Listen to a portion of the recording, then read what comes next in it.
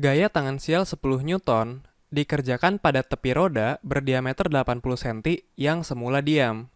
Setelah 2 detik, roda dapat berputar satu kali putaran. Ditanya momen inersia dari roda. Oke, jadi di sini ada beberapa besaran yang sudah diketahui. Yang pertama yaitu gayanya 10 Newton.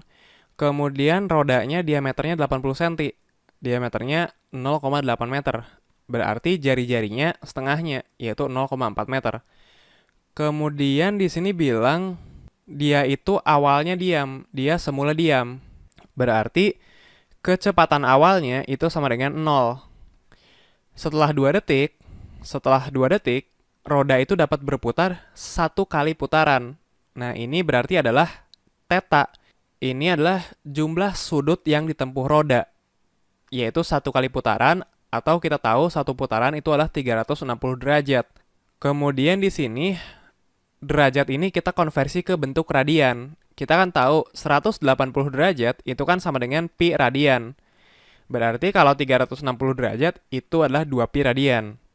Oke, di sini yang ingin ditanyakan adalah momen inersianya, alias simbolnya itu adalah I. Nah, gimana caranya? Jadi gini, kita tahu di hukum Newton, kita belajar bahwa gaya itu sama dengan massa dikali percepatan. Nah, tapi ini untuk gerak linear. Ini kan kita lagi berbicara tentang gerak melingkar. Nah, kita tahu tiap-tiap besaran di gerak linear, itu tuh ada pasangannya di gerak melingkar. Jadi kalau misalnya gaya, kalau di gerak melingkar, itu namanya tuh torsi. Jadi gaya ini bisa kita ganti dengan torsi. Kemudian kalau massa pasangannya di gerak melingkar itu adalah momen inersia alias I. Ini adalah I. Kemudian A atau percepatan linear untuk di gerak melingkar, padanannya itu adalah alfa atau percepatan sudut. Nah, yang mau kita cari di soal ini adalah nilai dari I atau momen inersia. Ya udah, momen inersia adalah tau dibagi alfa. Di mana kita tahu hubungan tau dan gaya itu seperti ini. Torsi itu adalah gaya dikali jari-jari si benda. Oh ya udah, berarti ini adalah F dikali R dibagi alfa. Di mana gayanya kan udah tahu 10 Newton, jari-jarinya juga udah tahu 0,4 meter. Berarti ini 10 Newton dikali 0,4 meter. Nah, yang belum kita tahu itu tinggal alfanya, alias percepatan sudutnya. Bisa kita cari, bisa kita gunakan rumus yang kita pelajari di gerak lurus. Kita kan tahu bahwa jarak itu adalah kecepatan awal dikali waktu tambah setengah kali percepatan dikali waktu kuadrat. S sama dengan V 0 T tambah setengah T kuadrat. Nah, tapi ini untuk gerak lurus. Kalau gerak melingkar, sama. Kita cari padanannya. Kalau S di sini, pasangannya itu adalah theta. Kalau S itu jarak linear, kalau theta itu sudut tempuh. Jadi, S ini jadi theta. Kemudian kecepatan linear atau V0, padanannya itu adalah omega, alias kecepatan sudut.